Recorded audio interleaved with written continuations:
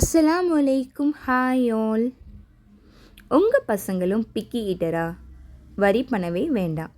அவங்க சாப்பிடக்கூடிய ஃபுட்டில் நியூட்ரிஷனல் பெனிஃபிட்ஸ் இன்க்ரீஸ் பண்ணுற மாதிரி ஒரு சூப்பரான க்ரீமியான ஒரு ரெசிபி தான் நம்ம இன்றைக்கி பார்க்க போகிறோம். வாங்க பாலக் பன்னீர் எப்படி செய்கிறதுன்னு பார்க்கலாம். பாலக் க்ளீன் பண்ணி நல்லா வாஷ் பண்ணி எடுத்துக்கோங்க. தண்ணி நல்லா சூடானதும் அதில் பாலக்கை ஆட் பண்ணி பிளான்ச் பண்ணுங்கள். நீங்கள் பிளான்ச் பண்ண பாலக்கை டைரெக்டாக ஐஸ் கூல் வாட்டரில் ஆட் பண்ணுங்கள். ஸோ தட் உங்களோட பாலக் ஃபர்தராக குக் ஆகாது, அதோட கலரும் அப்படி ரீட்டெயின் ஆகும். இன்னொரு பேனில் 2 ஸ்பூன் ஆயில் அப்படி இல்லைன்னா பட்டர் ஆட் பண்ணுங்கள். இப்போது நீங்கள் க்ரஷ் பண்ணி வச்சுருக்க கார்லிக் அண்ட் ஜிஞ்சர் அதில் சேர்த்து நல்லா ரோஸ்ட் பண்ணிக்கோங்க. 2 சாப் பண்ணி வச்சுருக்க ஆனியன் அதில் ஆட் பண்ணுங்கள்.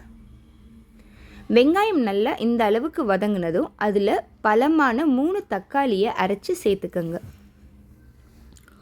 உங்கள் வெங்காயமும் தக்காளியும் நல்லா குக் ஆகணும். இந்த அளவுக்கு நல்லா குக் ஆனதுக்கப்புறமா உங்களுக்கு என்ன ஸ்பைசஸ் வேணுமோ நீங்கள் ஆட் பண்ணலாம். நான் இங்கே 1 ஸ்பூன் கரம் மசாலா, 1 ஸ்பூன் மிளகாத்தூள், 1 ஸ்பூன் மஞ்சள் தூள், 1 ஸ்பூன் பெப்பர் பவுடர், தேவையான அளவு உப்பு சேர்த்து ரா ஸ்மெல் போகிற வரைக்கும் குக் பண்ணியிருக்கிறேன். இப்போது நீங்கள் பிளான்ச் பண்ண பாலக்கையும் அரைச்சி இதில் ஆட் பண்ணி உங்கள் கன்சிஸ்டன்சிக்கு ஏற்ற மாதிரி தண்ணியை சேர்த்து கொதிக்க விடுங்க. இப்போது பன்னீரை சின்ன சின்ன க்யூப்ஸாக கட் பண்ணி அதில் டைரெக்டாகவும் ஆட் பண்ணலாம். அப்படி இல்லைன்னா நீங்கள் ஆயிலில் ஃப்ரை பண்ணியும் ஆட் பண்ணிக்கலாம். பன்னீர் ஜஸ்ட் ஒரு 3 to 4 minutes குக் பண்ணால் போதும். ஓவர் குக் பண்ணிங்கன்னா அது அப்படியே ரப்பரி ஆகிடும். பாருங்கள் உங்கள் பன்னீர் எவ்வளோ சூப்பராக கொதிக்குதுன்னு. இப்போ அதில் கொஞ்சம் kasuri methi and 1 spoon amchur powder add பண்ணுங்கள். இப்போ நம்ம பன்னீருக்கு தட்கா ஆட் பண்ண போகிறோம்.